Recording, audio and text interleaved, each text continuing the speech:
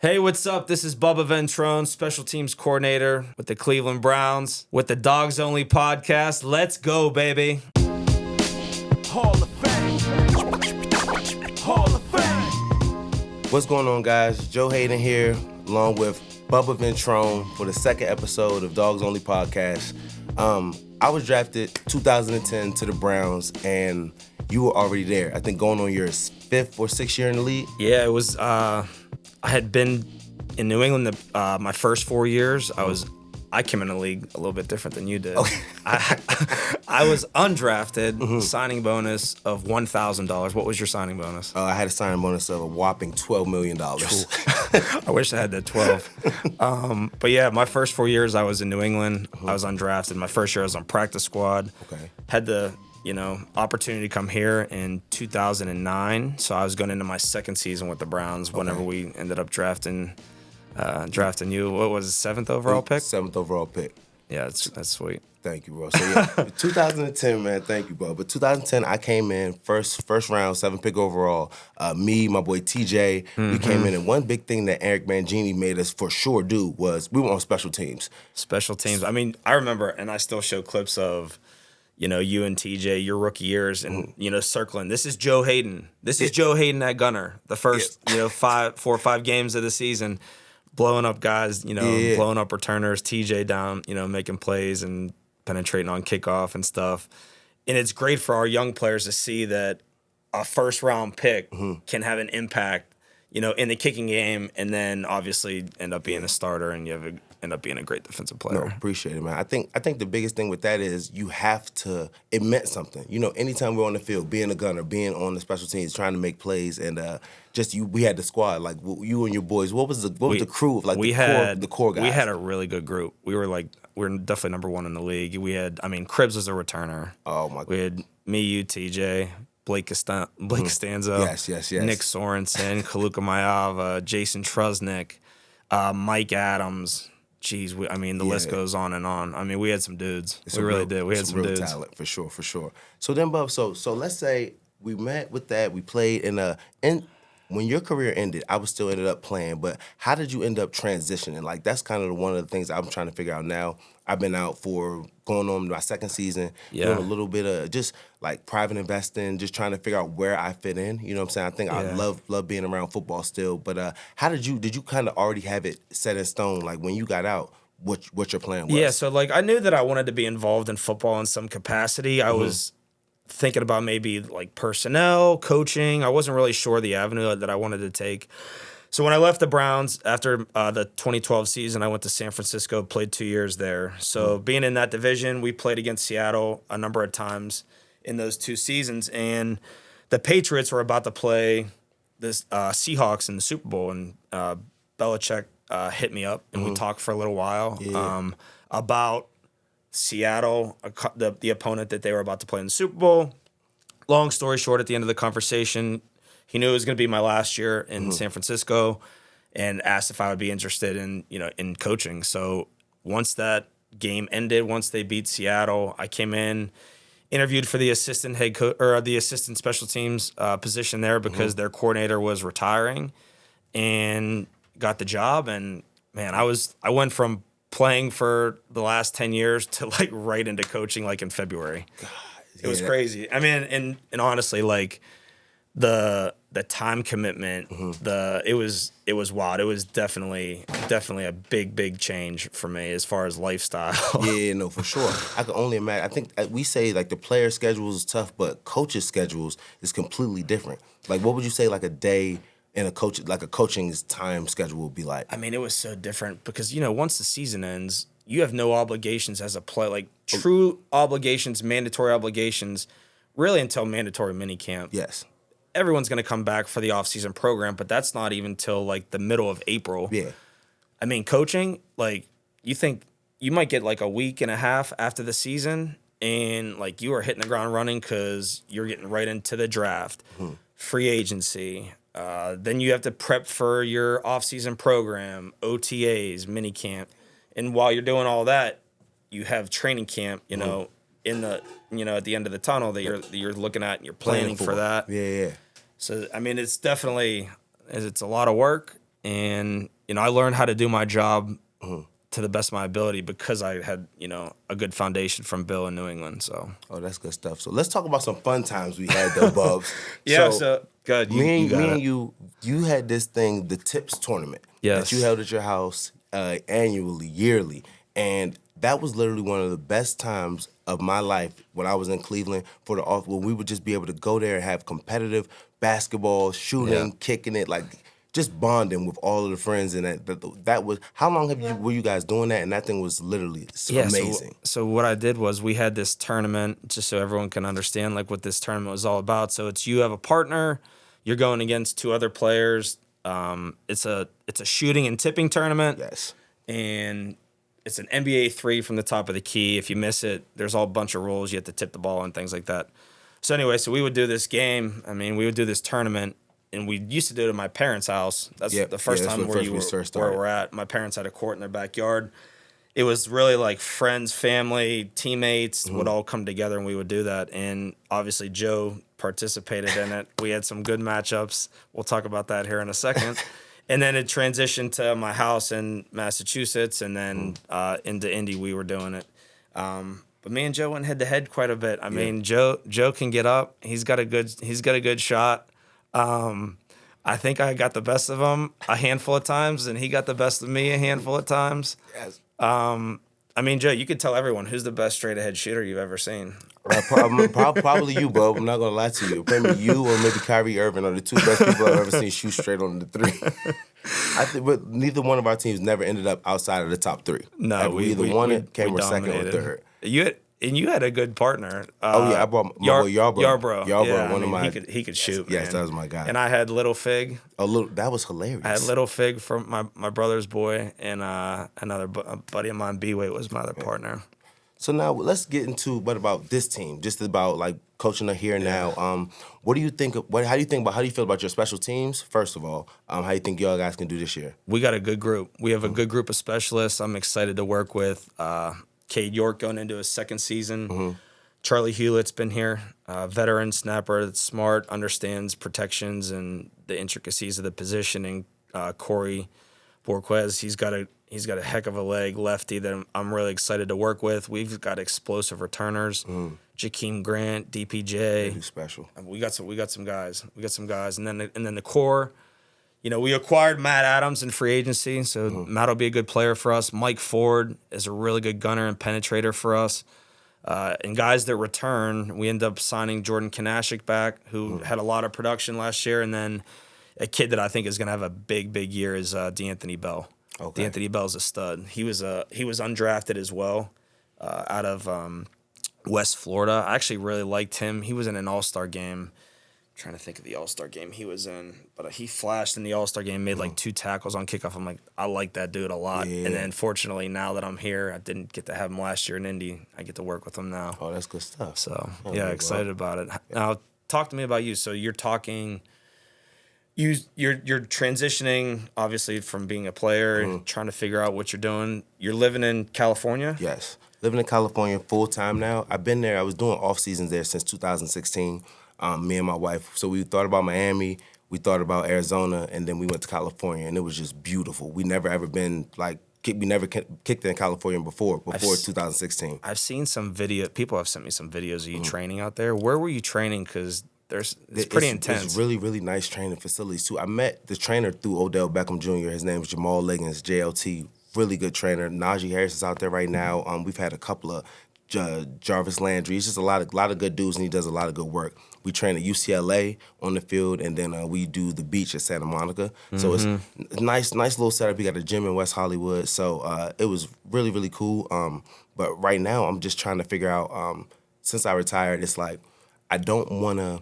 I love the game. I kind of wanted to just kind of get away for a second, just because being in it every single day, waking up, the grind, and now kind of having a family and being able to kind of chill and relax and realize like what you did. You know what I'm saying? Yeah, I can definitely, that resonates with me. I feel like when I went from playing right into coaching, I feel like I needed I feel like I needed some time just to chill and not do anything. No, for sure. But the opportunity was such 1,000%. It's hard to come to that position, and like turn it down. Yeah. You just never know. I didn't know at that point what I wanted to do. And now that I'm seeing how guys are trying to get into coaching and things like that, I'm definitely fortunate that I had that opportunity when I was done. Oh, for sure. I think because the path that you hit above, it worked perfectly, and at the same time, it takes a right kind of person to be able to do it. You study tape, you know film, you know how to evaluate talent too. You can see dudes that know if they're good at doing this or if they're like got a little scaredness in them. You know what I'm saying? So you can tell that. So it takes the right person, and that was a really good situation. I think it worked. And I out think perfect. that's the thing about like coaching that I love is, you know, the process. I do love the process. I love, you know, obviously the start of the off season. You're with the draft and you're evaluating talent and personnel. Like I love doing that, and I love being able to be involved in decision making. And then obviously I love developing players and seeing players grow and improve.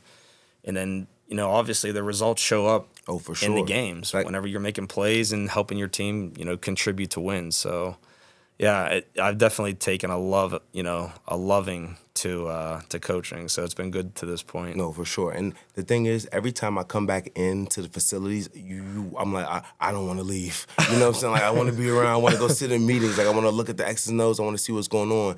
And it's like, I don't want to be tackling anybody right now. You know what I'm saying? But I want to, like, be helping, like you said, like, the process. The thing about it is, too, when you say you can see the results, when you see dudes like teams that are making it on time, just the little stuff like being on time, making sure that all the lifts are right, making sure there's accountability all around, you can see like a team growing like this. Oh yeah, this is gonna be something special. We went down to West Virginia for the first 8 nights of training camp, and I felt like that was a really good way to bring our team together. We do this, Kevin does an incredible job of, you know, team building. We do this thing, it's called the 4-H's, where a player will get up in the front of the room and he talks through his history, his history, his heroes, his heartbreaks, and then his hopes. And everyone's kind of vulnerable and kind of open up. And, you know, I feel like being in West Virginia kind of brought our team together. It feels like a team. It feels like everyone's holding each other accountable right now. We know that we have a lot of talent, and we're excited for the season to get going. You know, the best thing to do is just play complementary football. Yeah. And I think we'll have a shot to be really good. So hopefully we can keep it rolling. No, I like that. I think so too, man. With Deshaun with a fresh year and this all the ballers, it's a lot. It takes talent to win, and you have that with the talent. Then with them being leaders and them keeping everybody accountable. And you know, I mean, you've been on championship teams. You've been on good teams in Pittsburgh, and you know, you played on some good teams here, and obviously won a national championship in college, right? Did you win one, or was it one or two? I won one. So you win a national championship in college. And the thing about the NFL that people probably don't understand as much is, like, even the bad teams, like, or the teams that don't have great records, everybody has talent. Yes. Like the NFL, there's so much parity. Everybody has talent. The teams that obviously ascend and are in the playoffs every year have great leadership. They come together. They usually have good quarterbacks. Yes. Fortunately, we have a really good one. That's fantastic. He's looked incredible to this point. I mean, he was a to defend. And whenever we were in Indy, I mean, he crushed us. Yeah. He killed us. And I'm glad that he's on our. He's on our side, right? Team. That's it. Normally with that, the team, like you said, it's so much parity. There's 2 to 3 plays. You know what I'm saying? And they get the main guy, the quarterback. He gets the ball every snap. So if he could change a couple of those plays and being able to just make those first downs instead of being able to turnovers or anything like that, changes the game tremendously. Kevin does a good job of, you know, coaching the situations. You know, we try to do it obviously on the defensive side of the ball, and then on teams and if your players understand how to handle those situations, those are the critical moments in the games where games are decided. Every game in the NFL, not every game, but I mean most games are 1-score games. Yep. It's a possession, it's a decision, it's making a decision, making a bad penalty, you know, just understanding how the game needs to be played to win the game. Yep. Yeah. That's going to help them out. I think a big thing with players is they just don't understand, like, that it's going to end at some point, you know, and that you need to have a plan. You see so many guys that struggle because they don't know what to do. There's a lot of people here that are really, like, in the facility that are help you out for anything that you want to plan on doing after football. Really, really good to get in touch with those people, because I'm getting in touch with them now, and they're they're locked in. They want to help. They want to help us be ready to get out of this thing because a lot of dudes are out and are, you know what I'm saying? Like, Yeah. don't have a plan. Don't have a plan. And then with the money stuff too, like you go like not. And we say people go broke. If you made $5 million in 5 years, you touch $500,000 a year. You're living like you're making $1 million. You're gonna well, you didn't save anything. You don't have any money. So like that shit is just it doesn't sound like it makes sense, but for the players, like start locking in like this. Every year you're in the NFL, you're hitting the lottery. Stack that up, prepare. So when you're done with the league in the next, say, 4, 5, 6 years, you can sit back with a nugget and be able to do what you want to do. While you're doing it, spending it all, it's going to be gone. And then you're looking nuts. And like you said, there's so many resources readily available for you as a current player to use in your building from the league. Like you were talking about the boot camps and stuff, like guys need to do that. They need to apply themselves to, take that initiative to be prepared for when it is over because anything can happen. I mean, you know how this game is. For sure. I mean, there's guys that are drafted in the first, second round that don't last long. No, at all. For sure.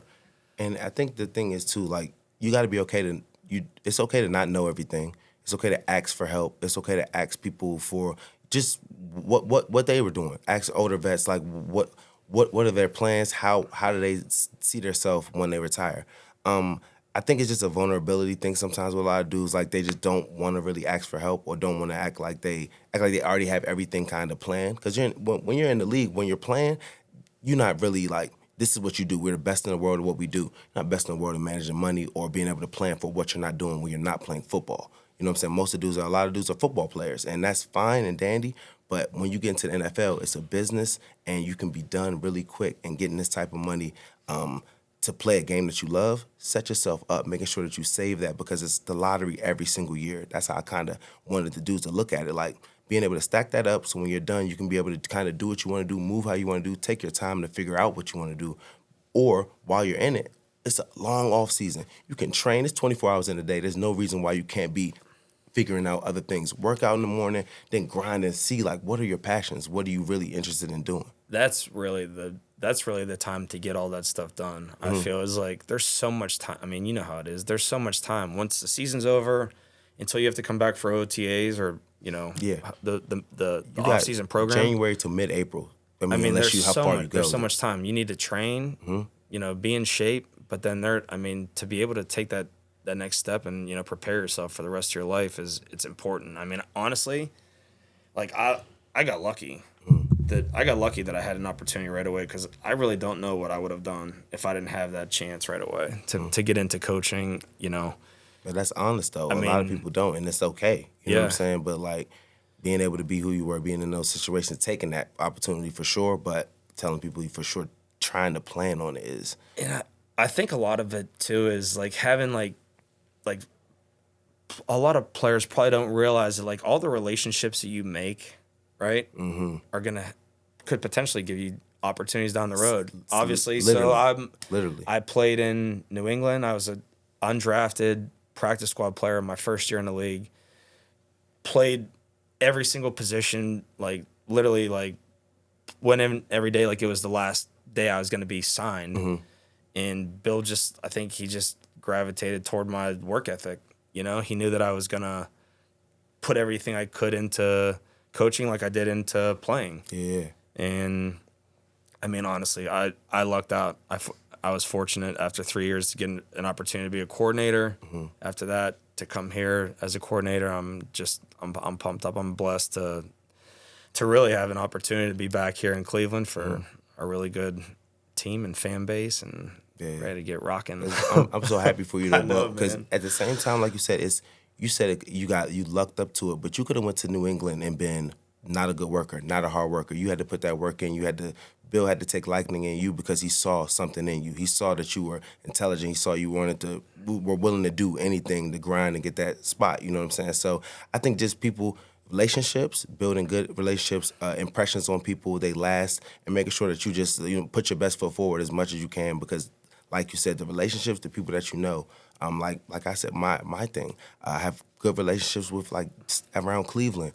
Dan Gilbert, Stock X, being able to people that you know, they really can put you in situations to bless you, your family, and it's because he took a liking to me. You know what I'm saying? Like, he didn't have to do certain things, same way certain people don't, but it's just the goodness of being able to be a good person. So I tell you that you deserve it, honestly, Bub. That didn't happen for no reason, for sure.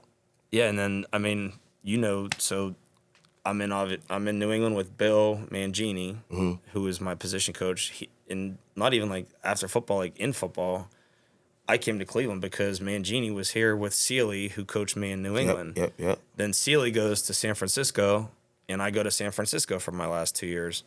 So it's you just never know, how things are going to shake out, and in the football, there's so much uncertainty as a player. You just, especially a back end roster player. I mean, Joe, you were the guy. I mean, you were the man, dude. Thank you, bro. Appreciate it. You really were. I mean, thank you. And it was exciting for me to see you, even when you left here and went to Pittsburgh. I know we like no one here likes Pittsburgh. Yeah. I'm from Pittsburgh. Like, I don't like the Steelers at all, obviously. Yeah. No, for sure. But I knew that you would succeed and do well, and I feel like you're like my little brother, but not really. No, I feel like you're my big brother, bro, for sure. It's just always been love, man, always. And you can tell the genuineness, like happiness. You're happy for me. I'm legitimately happy for you. Just the way that life is, bro, and being able to just tell people how stories and being able to be like, this was my teammate. I was a first-round pick, did my thing. And when I got there, looked up to you because just the way you were a professional, like the way you just carried yourself, did your job, you know what I'm saying? It was legit. We took a lot of pride in our team. We had a pretty good defense, and we are obviously really good on teams. I like that I can show your film to my players, and I like that whenever you're here, they see me interact with you because, look, you're like in Cleveland, you're like the man. I mean, everybody loves Joe Haden. Thank you, I heard bro. at the Joe Thomas party, you show up and it's like everyone gravitates towards you, and it's like no surprise because you're such a good dude and Thank you, bro. good person and great teammate and good family man now. How many kids do you have? 2 kids, bro. It's crazy. 2 kids. Yes. Little Joey and Jet. My kids are freaking getting so big. Ava's 14, Ella's 12, Major's 9. 14. She's going into high school, dude. Oh my god. She's going into high school. Come on now, it's crazy. love. All my kids got the speed gene, so that's good. They can Doing all a little fly. track, doing a little track, doing a little run. soccer. Yeah, they can all run. Ava can run, Ella can run, Major can run. I think Major's gonna be like Brian Urlacher. He's gonna be a beast, dude. Oh my, like a he's legit gonna be linebacker. He's a freak, and he can fly. I can't wait, bro. Yeah. How old are your kids? 6 and 4. 6 6 and and 4. 4. My guys, my 4-year-old son, he's football. My 6-year-old son is golf. So Really? yeah, man. I'm trying to get him dialed into it early. He's pretty good too. My 6-year-old's getting pretty good at golf. My son just started taking golf lessons, or he's at a golf camp this week. See, that's what I'm saying, man. Yeah. Just get him swinging that club. He's in football. He's gonna play hoops this year. He does lacrosse, and he just started doing some golf. Okay, yeah. Joey, my oldest, he does golf and basketball. Those are his 2 things. That's awesome. Yeah. I'm sure he'll play football too. I know he will too. He plays quarterback. He does a little quarterback, but I'm just saying like his 2 favorite. You played quarterback, didn't you? Oh, I played quarterback for sure. Didn't you go to Florida as a quarterback? I went to Florida as a quarterback, bro. If it wasn't for Cam and Tebow, I'd have been starting. That was for Cam Newton Those and are 2 Tebow. good ones. I got some time, but it all worked out. I had to switch me over to corner, bro. That's right. I did know that. Yeah. Yes. It all worked out though. Yeah, for sure. Yeah. Well, Bub, it's been super real, bro. I know you got to get ready for some practice today. You out there training camp, coaching it up. Yeah, we're getting ready for the Commanders, and hopefully we can get out there and make some plays this week. You're gonna see my guys flying around, so excited for that. It was really good to see you. Yeah, man. I'm looking forward to hopefully you being around more in Cleveland and everyone getting to know you even better around here. No, for sure, bro. I feel the love when I come back, man. So I'm gonna be back a whole lot more often. Yeah. Sure. Good seeing you, Bubs. You too, my man. My guy. Hall of Fame. Hall of Fame. Hall of Fame. Hall of Fame. Walter Payton was a warrior, running with beats. You rookies couldn't hold the weight up in one of his cleats. As I creep through the zone, I am known as a monster. The new Larry Zonka, ballin' hard, going bonkers. Somebody need the answer, trying to stop Barry Sanders. Sharks in the game, you just a salamander. Never out of bounds, you running through your town. Keep your head up and rush, we look like Jim Brown.